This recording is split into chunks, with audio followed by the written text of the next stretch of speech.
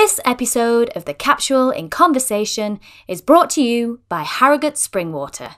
Harrogate is the home of the British Spa and Britain's premium natural source water.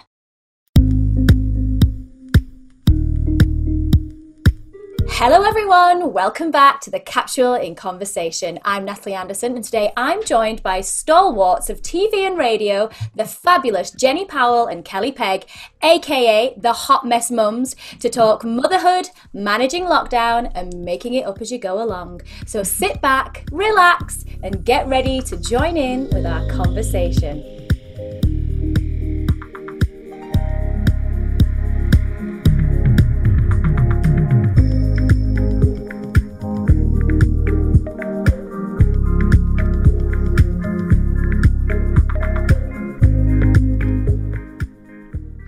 Hello all, thank you so much for joining us today. It is my pleasure to have you with us as we welcome in spring Sunday evenings. How lovely it is to have these lighter nights. I feel re-energized and optimistic the good times are coming. And bringing their unique blend of good time to our podcast today are two fabulous women who, as presenters in their own rights, have been gracing our airwaves for 30 years and as the duo hosting the brilliant Hot Mess Mums podcast have been bringing us laughs and relatable conversation for the past two. It is the wonderful Jenny Powell and Kelly Pegg. Hi, ladies. Hello. This is nice. What an introduction. You make us look like such amateurs. We don't.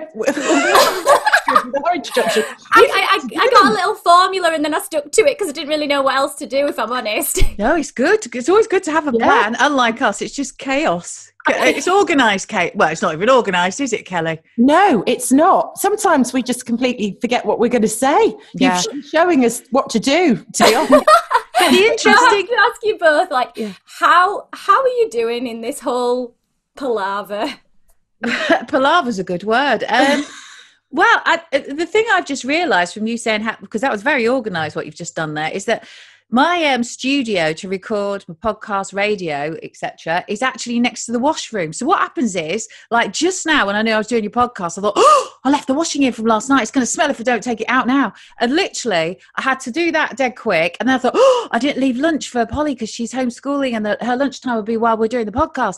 And so, yeah, that's kind of how it works, where I get into this like serene hub to do this podcast, which I absolutely cherish with Kelly, who's my BFF. And is that right? BF or BFF? I don't know. Oh, FFF. FFF, yeah. And it's when you come in here, you realise the chaos that's outside of our little makeshift studios. I can totally agree with you. I had to turn my dryer off. Yeah. I was like, Freddie, stay there, do some drawing, don't speak, don't go on the internet. We're juggling, aren't we? I mean, Kelly, are you the same? Oh, yeah. I don't know whether I'm coming or going, to be honest. And I have to write everything down now. So I have lists in front of me constantly because if it's not down on paper, I forget to do it. And I even forget, like, when we've got recordings booked in, it's a nightmare. I've got post-its everywhere. I don't know what I'm doing. I'm at home on my own today, so it's quite nice. It's just me and the dogs. But yeah, if everyone's here, it's mad. And I think everyone feels the same. No one really knows what day it is either. It's like every day just sort of rolls into the next. I don't know, like you're watching some really strange movie, but you're actually in it. As well, it's like, it just feels long. Like, when you think it's a year practically now, and it feels long ass. I'm like, what did we do before this? I can't remember. Well, we lived. We had a life. We were free. We were running through the fields and bumping into each other, and it was okay. Yeah, a bit like that, isn't it? Yeah. So I want to ask you now, what qualifies as a hot mess mum? Oh, Kelly. Yeah. It was your concept. It was your your baby, not mine. So you go.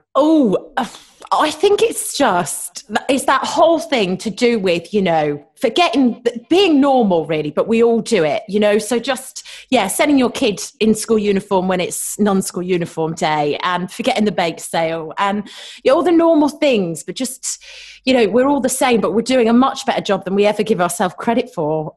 We're always sort of so hard on ourselves as women and mums. And I think the whole idea of it was to say, this is our club. we're a mess. We don't know whether we're coming or going, and that's okay. Come, be with us. We're all the same. It's that non-judgmental, safe space that I really wanted to create for mums and women, because there's no such thing as perfect. No, and we go off piste a bit, don't we? We sort of Yes. start with all these good intentions on the podcast, and then we just go off piste and talk about all sorts. Some of the things we've got onto.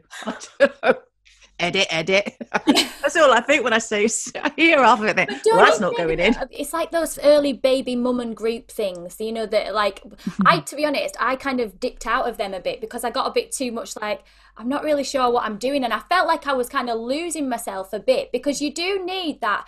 You need that support and you need that group, but you need the group that's going to be honest. Yes. And even if your conversation does wander off, that's what you want. Because I'm like, I don't want to be talking about breastfeeding all the time. I want to talk about what crap was on telly. You talk to me about that. And I think that's kind of what makes what you guys are doing so special, in the sense that, if you're a new mum even, and you're just coming to this and you're thinking, that's not really for me, NCT thing, whatever it is, I want to listen to people having those chats. And I think, you putting that out there is what helps so many people, because it's an incredibly isolating time, isn't it? Yeah, really isolating. It is. And I think right now podcasts are really special for people, actually, and really important. I've got to say, and I'm not just saying this, but Jenny brought another dimension to this. It's because I'm old. No, it's not. You're old, my foot. I'm old and cynical. I was like, don't do that as a young mum, Kelly. What are you doing? Just leave it. It'll be fine. She just brought this different dimension, in the sense that it just opened everything up. So it was like women's health, women's mental health, the menopause, our sex lives, everything. She just brought this with her and the guests, and it opened to this whole new level, I think, where we can talk about anything we want. In that way, and make it relatable, but it's always real. We don't polish it. We don't rehearse it, and we with each other, and we don't say, we can't say that. It's our producer who says, I'm gonna have to take that out. We can't have that in there. Do you find that? Do you find, Jenny, that as you've got older, that you feel less filtered, that you actually just want to be able to say what you want to say? Well, I mean, sometimes the odd filter does come in handy on Instagram, let me tell you. I mean, when you're 52 and you're trying to wear a bikini and stick your leg up by your ear, I mean, but no, seriously, I think as you get older, you look back at motherhood, you look at your children. Obviously, I've got older children compared to Kelly. You've had plenty of time to see whether what your how your parenting has actually paid off, and then from experience of other friends, who did it the right way, who did it the wrong way, whose attitude was bang on, who was just bloody useless. And I'll be the last one.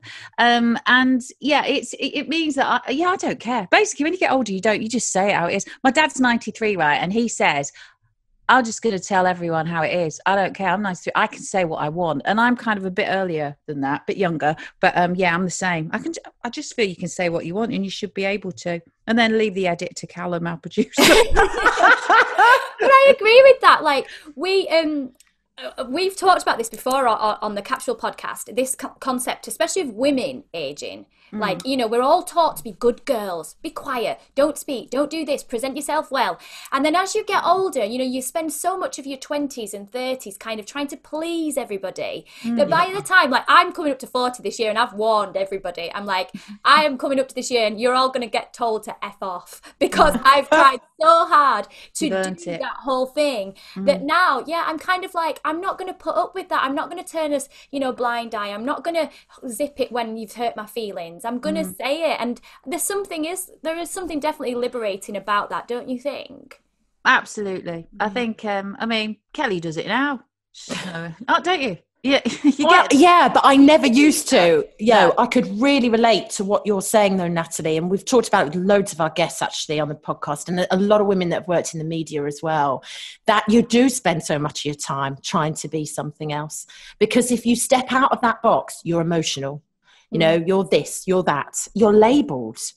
Whereas men, oh, it's great. Isn't he strong because he says what he thinks? Isn't he, but women it's very different. And I think then you find your place in the world when you find what you're really comfortable with, and you come to a place where you're like, this is mine now. I don't have to please anyone anymore. I'm right where I should be. And I suppose that's when you stop doing that, really, and trying to fit in. Because it's really, I think it's a big thing, but I think every woman can relate to that. Definitely. I was having this conversation on another podcast with the brilliant Chloe Brotherbridge, who's an anxiety therapist. And she was telling me it's such a primal instinct because as through evolution, we always started out that we needed to be part of a tribe, and we needed to be liked, and we needed to be accepted, because otherwise if we were cast aside, we'd die, basically. So this whole concept of, especially for women, of pleasing and being part of the tribe and part of the gang, it's inherent in us, but it's not right for our time now with this generation that we live in. We don't need to have that kind of thing on our shoulders, really. We should just be able to be kind of, as you say, the same as guys, but the minute we assert ourselves, we are bossy or a bitch or cold or difficult. And I mean, have either of you both of you, I'm sure, will have come across this in your careers where you've had to really stand up for yourselves? Wow, I was a game show hostess for a start, so you can imagine what that was like. I mean, can you imagine somebody saying to you now, "Oh, I want you to put a really short skirt on and high heel shoes. I know you can talk and everything, and then can you turn some letters around on a board for me while some bloke does the big job?" I mean, that was Wheel of Fortune for anyone who didn't realise. But at the time, that was the role that women had. I mean, when I started back in the 80s. I don't really remember any women on the TV apart from me and Michaela Strachan and the newsreaders, and we were lucky, very lucky. And the thing was, you were made to feel, oh, I'm so grateful to be here. So I won't sort of overdo it. I won't make too many demands. And you're always the glamorous sidekick. You're always put alongside, the main male presenter. And thank heavens that's changed a lot. But I never really stuck up. I did on the Wheel of Fortune.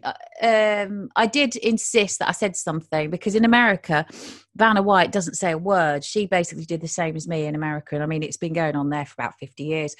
And I remember going over to America and watching the show and meeting them. And I went, she doesn't say anything, like nothing.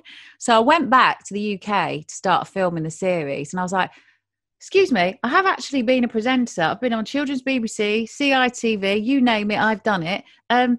Could I speak on this show? I mean, can you imagine having to ask? That's and I'm like, insane. Oh, God, all right. Oh, we'll give you a right. I went, no, I can make my own things up. Don't worry, I'm quite capable. No.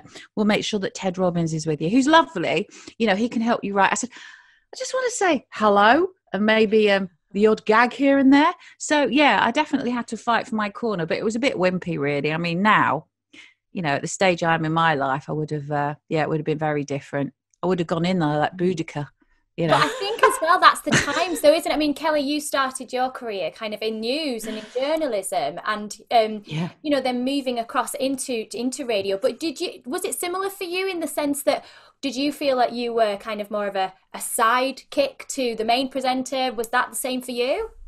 At times, yeah. And when I first started presenting, very much so. And it was something that really used to get up my nose, I've got to say. And it was things like, I can use examples of, if you were the female presenter, you'll read the travel. Yeah. So I did it so badly, they took it off me, because I was what did you say? No. The M6 is... Yeah. I mean, sorry, the M1. That's it. I mean, I'm crap at geography anyway, but I thought, no, I'm not having that. Not at all. You sabotage your position. Yeah, I did. I hated doing that, and I wouldn't do it. I know someone else who's very good and has done it for a long time, and she refuses to do it and never has. And I love her for it. You don't mess with her. And but most females accept it, and they also accept that the male host has his name first, always on a breakfast show, and they also accept that they'll get paid more than you. And I refuse to do that as well. I didn't mind I was with someone for quite a long time, and his name was first, and that was fine. We were very good friends, and I didn't mind that. But when we signed to do our first breakfast show, we signed on the same pay. And that was a big thing for me, because I said, there's no way I'm going to be in that position where I'm doing as much work. It's very complicated in radio, because what you get a lot of the time is that the man does all the technical stuff, you know, the desk. Yeah. So therefore, it's like, oh, you silly little woman, you can't be seen to be being paid the same because I do all the technical stuff here. And so what I did was I learned the desk, and then I started doing solo shows as well to prove that I could do it. So Maybe yes. a crap when it comes to doing the podcast. We didn't have to Zoom. It wasn't Zoom.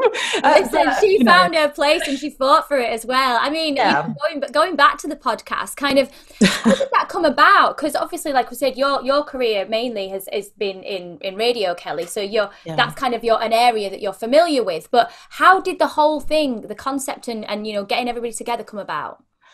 So Hot Mess Mums was actually I started it on the radio, slightly different to this. When I was in Leeds, actually, we did it. And then I was still doing radio, but I wanted to do something that was all geared up for that, where you could just really be you and talk and, express and be real. So that's kind of how it started, from a passion project point of view, really. I never dreamt it would get to where it's got and become my business and become, this such sort of well-received podcast, I suppose. I didn't have that in mind at all. It was more about just being able to be me and be real, and reach out to all these women and mums out there, because there's so much falseness and, And there's a lot of harshness as well. I mean, the partnership between you and Jenny as well. I mean, did you know each other beforehand, or, how did that come about? I was a guest on it. Yeah. So, yeah, Hot Mess Mums was doing fine. But there was someone else presenting with you, and wasn't there? And then I came on as a guest a couple of times, and then that other person left. And then, Kelly was like, Jenny, there's a vulnerability to be the other Hot Mess Mum. So I was like, go on then. That was it. Petrified about asking her. I was petrified about meeting her. So she came in my kitchen. Really? Yeah, I'll never forget. When, we got her as a guest, I was like, bloody hell, it's Jenny Powell. And what we used to do it at my house in Manchester. I've moved now, but we had a studio there. So she turned up and she came in the kitchen. She's this big personality, and I thought, oh God, she's going to eat me for breakfast. Like, bloody hell, what's she going to think of me? And at the time I was quite an anxious person. I was going through a lot of stuff, and I don't know, she was just brilliant. And then she stepped in and really helped me and guest hosted on something. And we just I don't know. Yeah, it just happened, didn't it? Yeah. And the only shame of it is we started to, so we did it together at Kelly's house. She has a studio there. And then, of course, we got locked down. So we've had we've really built up an amazing relationship. And like I say, she's such a good friend, and in so many ways. But it's weird because a lot of it has been on screen. We met each other we saw each other at London, twice. didn't we? Yeah. Yeah. London out of lockdown, and then a work thing with our sponsor. Yeah. And that's it. Bonkers. Yeah. It's so weird. That's the short amount of time that you've been actually in person together whilst you've been kind of presenting. Yeah, about a year. Well, lockdown, yeah. Yeah. I mean, and your bonkers, rapport isn't it? together though is brilliant. It's so fabulous. So as you said, you clearly had that natural instinct that you just knew that this partnership was going to work. And for you, Jenny, like stepping into that role, what interested you about it? Why did you want to do it? I've always been sort of busy with other stuff. I was doing a lot of events at the time, lots of sort of like on stage interviews and sort of big sort of things that were with live audiences, etc. I'd sort of done bits and bobs of telly, and it always intrigued me. A friend of mine, Kate Thornton, she has a podcast, and she was always saying to me, why don't you ever do a podcast? And really, it was timely. It was the right time, and I think it was meant to be. It's one of those. It was just, when Kelly said it, I'd met her already, and she was sort of living near me at the time, and I thought, do you know what? There's an energy, and there's something, there's a bit of magic there, and I'm going to go with it. And I'm so glad I did. So you've formed this incredible relationship then, like literally almost across the airwaves, I suppose. Yeah, it's been a lot like that. I mean, I've got used to seeing Kelly on screen, and then the family all walking past, and odd appearance from the dog. And she's moved house as well, so I've seen her move from one background to a new background. So it's interesting, isn't it? But I think a lot of people have had these newfound relationships over just sort of like either social media or having to do work this way. There's a lot of people that you're working with who you've never met. That is so true. Yeah, I definitely feel like this last 12 months has really pushed the boundaries in terms of technology. And these things have been here for a long time. Like, I remember somebody mentioning a Zoom chat to me about 18 months ago, and I was like, what the hell is that? And she said, oh, we can have a chat on Zoom. And I was like, oh, I can't use that damn thing. That's hell. And I deactivated it and took the app off my phone. I was like, I'll never use that again. Yeah. Oh my God, how wrong was I? And then, cut to a few months later, and this is how we do business. It's how we do work and everything. I just hope it doesn't become, I don't like the expression when people say the new normal, right? Because that's just getting you used to something that we don't want to get used to. And it's kind of this conditioning, and I really am, I just feel quite strongly about it. And it's fine at the moment, but it is not, we don't want a new normal. We just want the old one back. So just be wary about that one. But so I it's been great. And the technology that we have for the kids, etc., with schooling and all that, has definitely helped, but it's not the best option, and I don't think we should accept it as the best option either. There you go. That's fair enough, isn't it? Yeah. Fair enough, yeah. I think there are pros to it in the sense that, you get to, for us, we've got to speak to guests that probably wouldn't have time to travel to us and be in a studio with us. So like we were in Manchester, and we would also do London days as well. But, we had Jenny's friend, Max Beasley, and he's over in LA. Yeah. We wouldn't have got Max. Max wouldn't have been able to fly over just to see us in London. So that was fantastic, So there's sort of those things I'm like, wow, it's great for that. But there's nothing like being in a studio physically with people, bouncing off that energy and being able to hug everyone and thank them properly, rather than blow kisses over the screen. And go, am I off yet? Am I off? Yeah, and then everyone. Is the meeting ending? Is it not looking for leave? No, have they gone? Have they really gone? Because I don't want to say anything just in case. Yes, so true. Did you see the David Tennant and Michael Sheen and their show Stage? Did you see it? No. Got to watch it. You can get it back on iPlayer. And so they just have done 2 seasons of it, and it's spoof, and it's all about the Zoom and how, and it's hilarious. Oh, definitely we'll have to check that out. So spot on. You watch it and you're like, oh my God, yes. But it's them doing a play over bloody Zoom. It's that kind of thing. It's great. Oh my God, that I bet. Well, we had to do a read through of a project that we've been developing. My friend and I, we've co-written this TV series, and we had to do a full read through. We had like 15 actors and the director, and it was just, we were like, oh, just catch that line. Oh no, the connection's gone. Oh no, come back in. Oh no, and you're like, does that joke really work, or was it just that was crap connection, or what was this, or what was it? Do you know what I mean? You're really willing it to work, and you're trying to get a sense of it, but it is so difficult. I mean, now obviously both of you do have a presenting background, but how would you say that podcasting is different in your experience? That's a good one. What you mean? So, in experience of sort of what presenting worlds we've come from. Well, obviously, you don't have to put your face on for a start. That's always good. Or you can wear your pajamas. But I think also it's more, when you're on screen, and you'll know it too. I think you can get quite lazy, really, because a lot of it's in your facial expressions. You can ask questions by just looking at someone. And your responses could be just looking at someone. So with podcasts, I think you have to be a lot more considered. It's certainly attached another string to my bow. I do definitely think differently and approach things differently with a podcast than I would with presenting sort of on TV or something. I'm much more unprepared on television.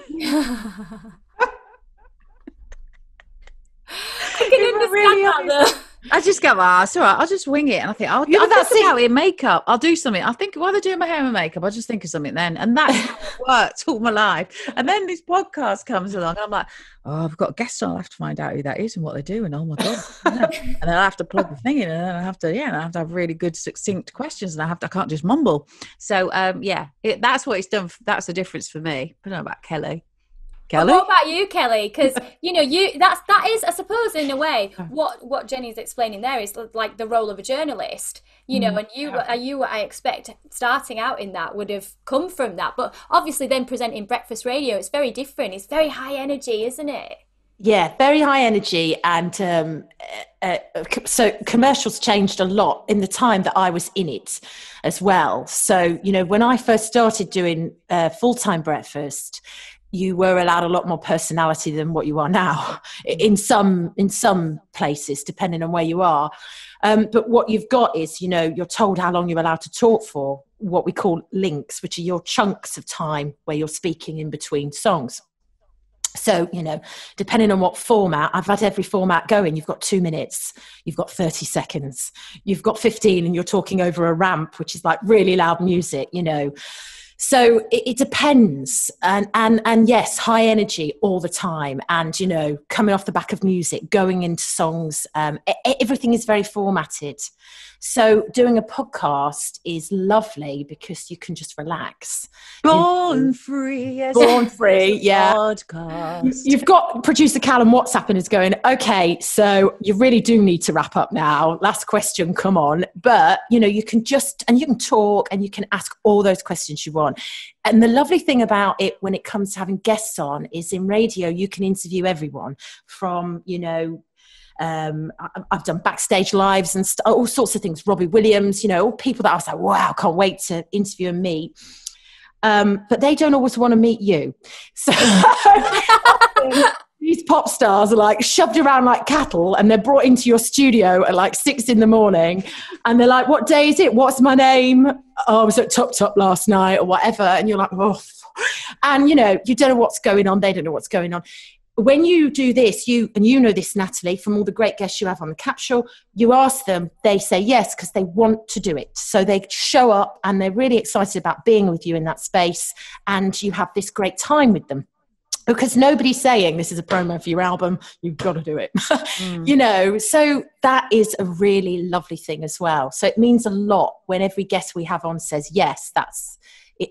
I'm always so grateful for that, because I often think as well, there's an intimacy that's so private, and that's it's such a privilege, as you said then, to have guests where you can actually find out so much more about them and who they are as people, and they their responses are in their own words, and there's something that's really I don't know, again, it's a privilege. You feel quite trusted with somebody's time. Time is precious. And when somebody's giving that to you in this kind of format where you don't have any interruptions, as you say, somebody's not clock watching all the time. No. Or telling them what to say. Now that's another thing, exactly. They're told.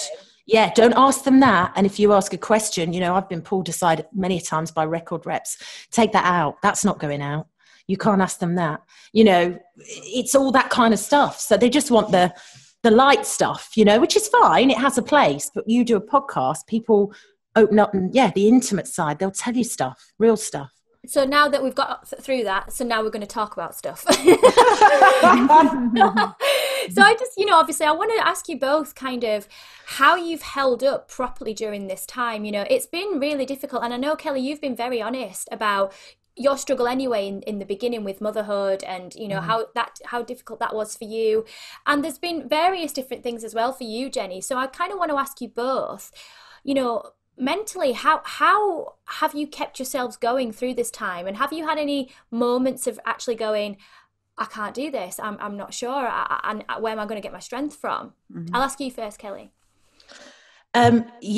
Loads. I think 2 weeks ago we had a guest on, a lady called Jo from Mood Bears, who's wonderful, and I broke down in tears during the episode, which I've never done before. But that week I was crying every day, and I don't know why.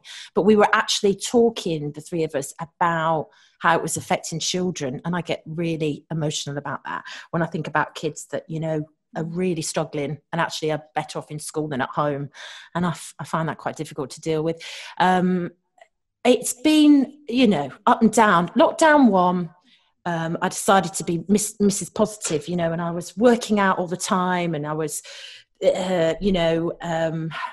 grateful for everything. We're outdoors. It was a summer. I just moved and I was really in a new place closer to my family, and just thought it'll only be now. It's just this getting through it, isn't it?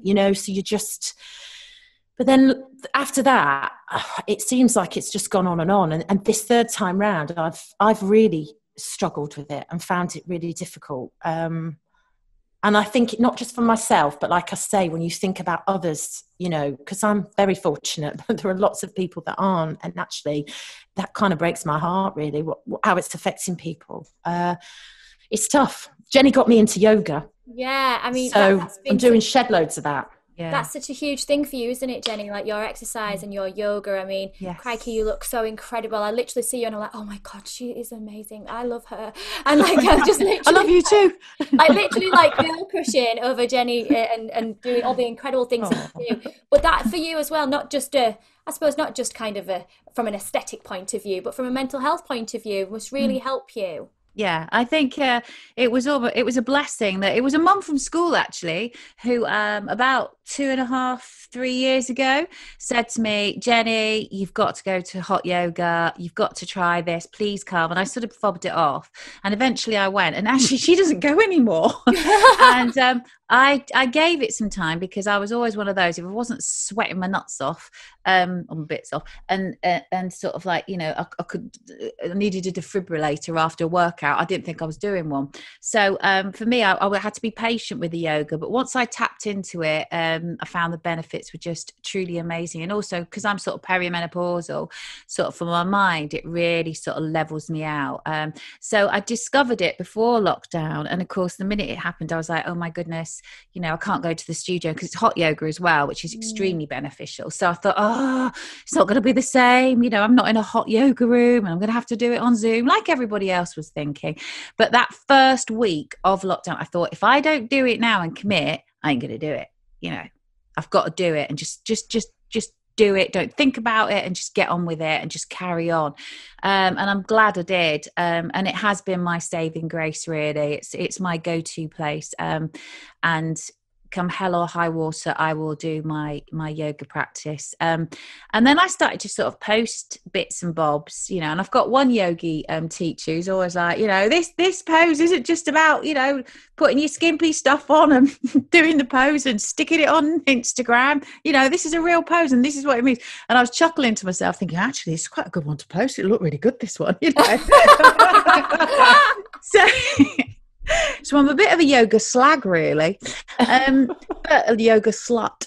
But what's happened is it has inspired a lot of people, and genuinely, I want to just help people. I do a lot of things to do with the supplements that I choose. I mean, it's all a bit random, but every time I think, oh gosh, I keep using this supplement, it really works. So I'll post it, or a yoga pose, or, just a positive sort of saying for the morning.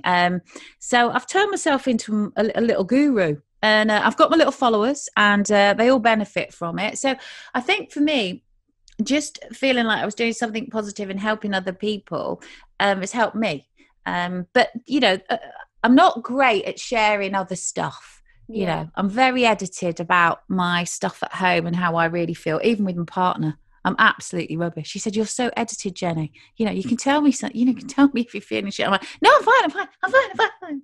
So what happens for me is it'll all come tumbling down for one night only, literally. And it was last night, actually.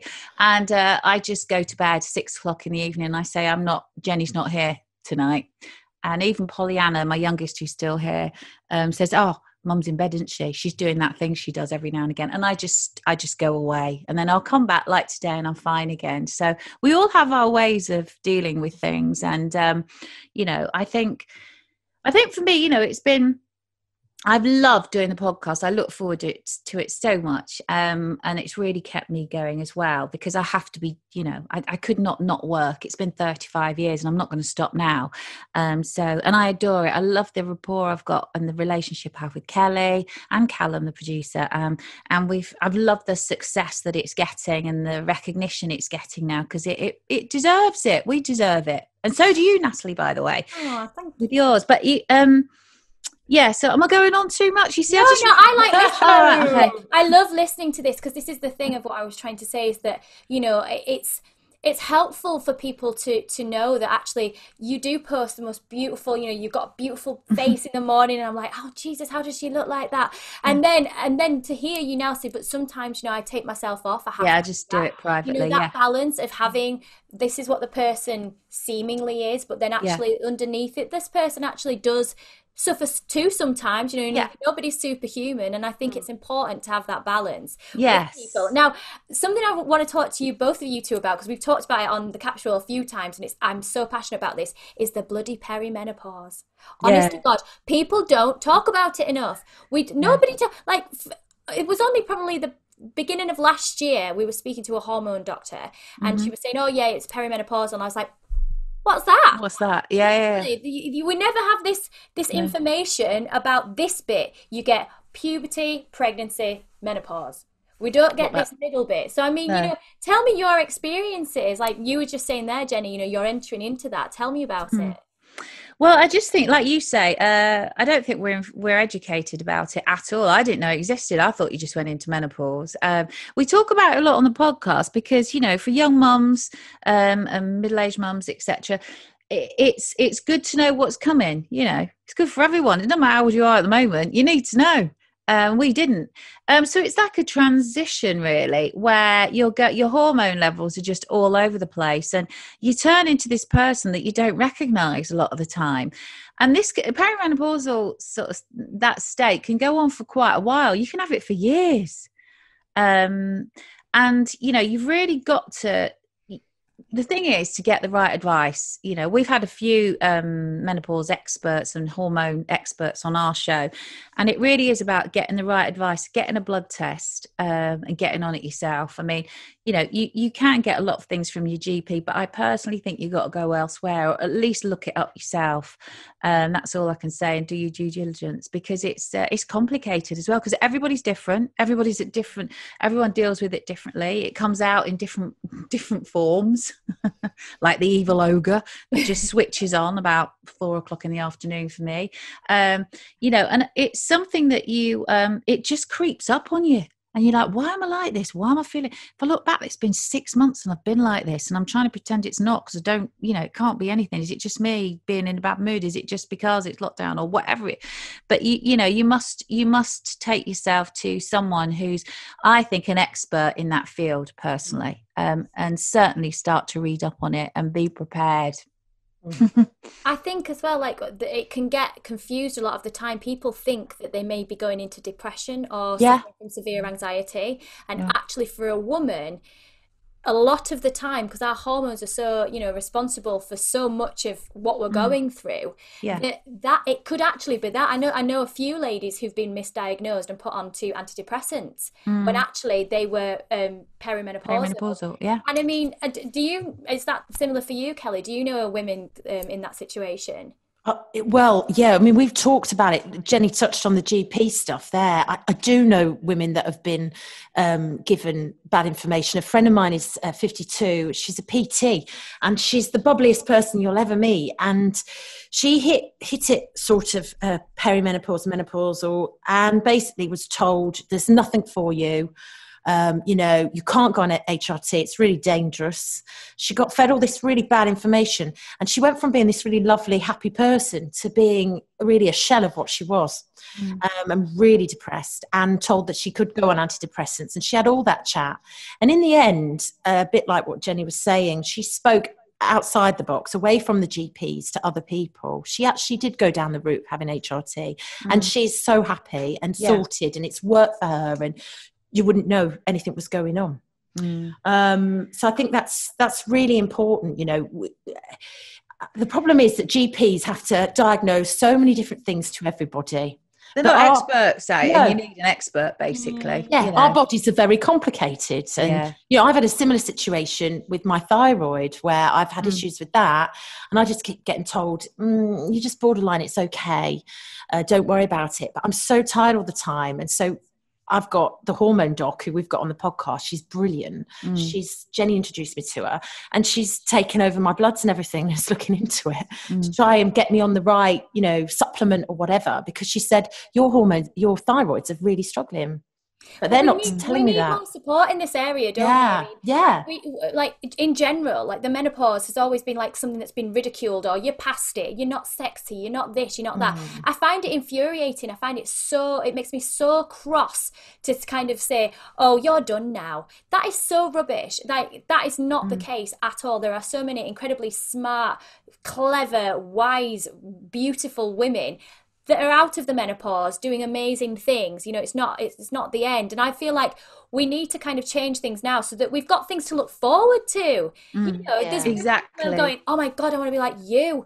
Like I'm looking at J-Lo and Jenny, and I'm going, Jesus Christ, how can you even be 50? It's ridiculous. J-Lo and Jenny in the same sentence. I love that. Honest, you know what I mean? No, I'm like, 50 is not what it was. 50 was like... No. Like a grandma type. And well, you were done. At 50, you're getting into yourself. Well, we were saying yesterday as well, weren't we? Because we had Denise on. So we're talking about Denise, who looks fantastic at the moment. Yeah. She's in her 60s and she's just glowing.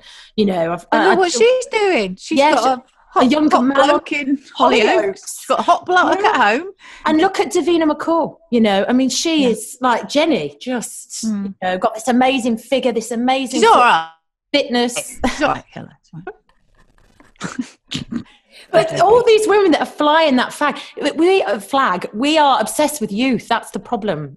And we do it to ourselves. I do it all the time, Oh God, I've got a wrinkle. Oh my God, I've got grey hair. I wish I was 25 again. We become obsessed with being young. And I think, and it's a shame, and it's the same again. I sound like a right feminist and I'm not. But if you're a man and you're grey, you're sexy and distinguished. If you're a woman, bloody hell, dye your hair, will you? It's not, we're seen differently, aren't we? We are, and it's double standards. It's really frustrating. Like my husband's 10 years older than me, and he is going a bit grayer now. And I'm like, I'm now closing that 10-year age gap, and I was always like the young one, and now I'm like, tell me about it.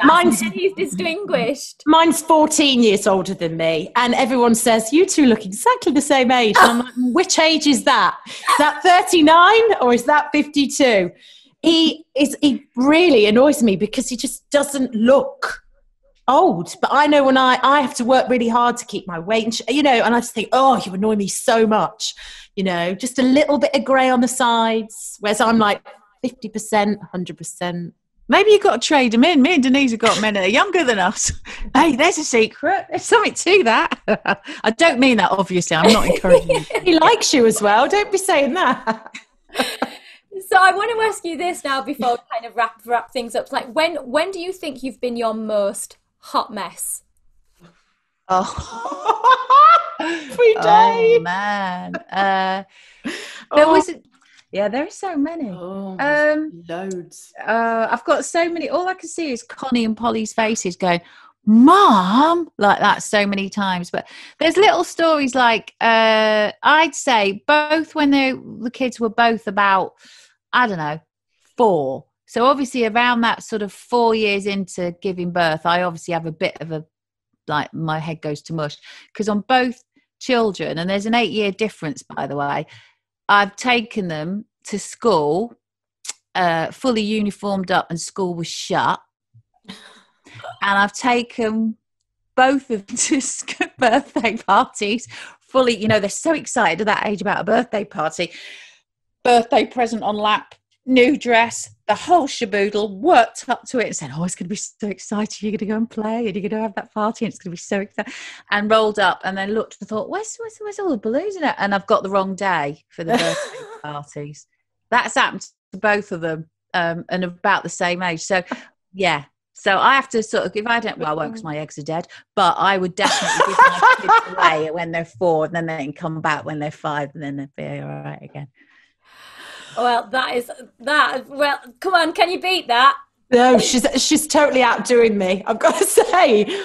Oh my God. I mean, I'm going to be honest, I'm probably a bit of a mess every day, to be honest. There's always something. My 3-year-old's a nightmare. He doesn't sleep. So today I'm sporting my Hot Mess Mum hoodie and it's got toothpaste all over where he spat it out and missed the sink and caught my jumper. There is no point in wearing nice clothes when you've got kids under the age of 5. It's just a waste of time unless you lock them in a room.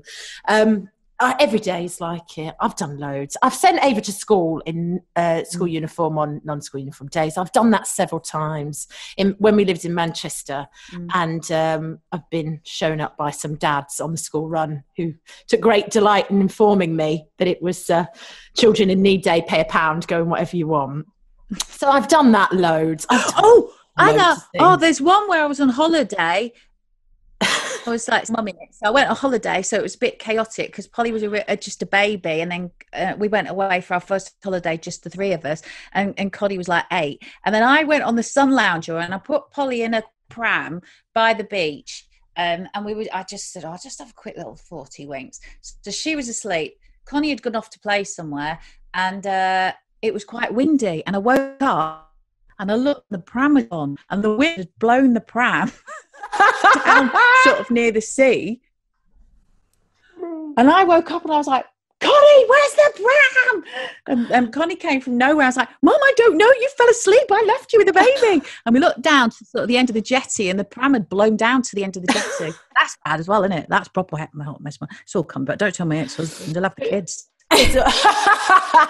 You can't top that. That is absolutely brilliant. I have to say as well, we have to be thankful for all the mums out there that are in WhatsApp groups together. Thank you for saving our bacon.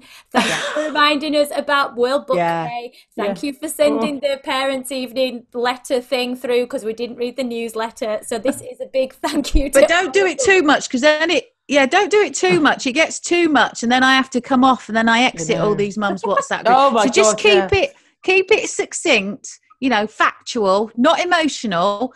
Those WhatsApp groups, you've got to be careful, mums. You've got to be careful. Yeah, it's just practical. I couldn't wait to leave mine when we moved. I've got to say, I was so happy. They used to do things like, if it snowed, they'd be like, shall we put them in wellies? And like the phone was pinging at 7 a.m, and they were having a conversation about what shoes you're going to put them in that day.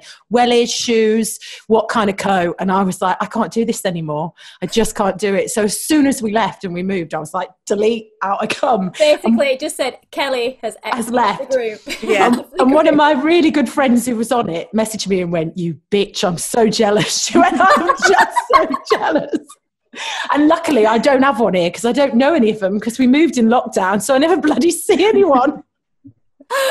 Oh, ladies, we've got to wrap up now. But honestly, I could have chatted to you all day. It's been an absolute pleasure to have you with me. I now feel like an honorary hot mess mum. Oh, you are. You're the real deal. Thank you, Natalie. And you're doing so well. Good luck to you. And thank you so much. We'll have to have wine next time, ladies. When we're allowed, we'll have wine. Yeah, and we'd love to have you back on ours as well. So thank you. I will come and join you. Brilliant. We'll just play this. We'll just repeat this. No one will know. Just send us a tape and then we can just play it, and that saves us doing it all over again. There you go. Yeah, but it's all about us. We want to hear about Natalie. You see, edited. I hope you guys at home have enjoyed being with us and that you've had an excuse for some lovely Sunday self-care. If you'd like to check out the Hot Mess Mums Club podcast, head to most major podcast providers and you'll find Kelly and Jenny's weekly antics and special guests there. If you'd like more wellbeing, fashion and beauty, then as always, you can visit us at our website, www.thecapsule.co.uk, where you can also catch up with our previous podcast episodes by visiting the In Conversation page and subscribing to any of our podcast channels and YouTubes. As always, do leave us your rates and reviews. We love hearing your feedback. It's been so amazing to see your lovely comments. If you're a social butterfly, you can also catch us on Instagram and Facebook at Official Capsule. I will be back next week with another very special guest, but all that's left for us today is to say goodbye. So it's goodbye from Kelly and Jenny. Bye. And goodbye from me. This episode of The Capsule in Conversation was brought to you by Harrogate Spring Water. Bottled at source, Harrogate Spring offers a pure, refreshing taste with a delicate blend of naturally occurring minerals and electrolytes, perfect for healthy hydration.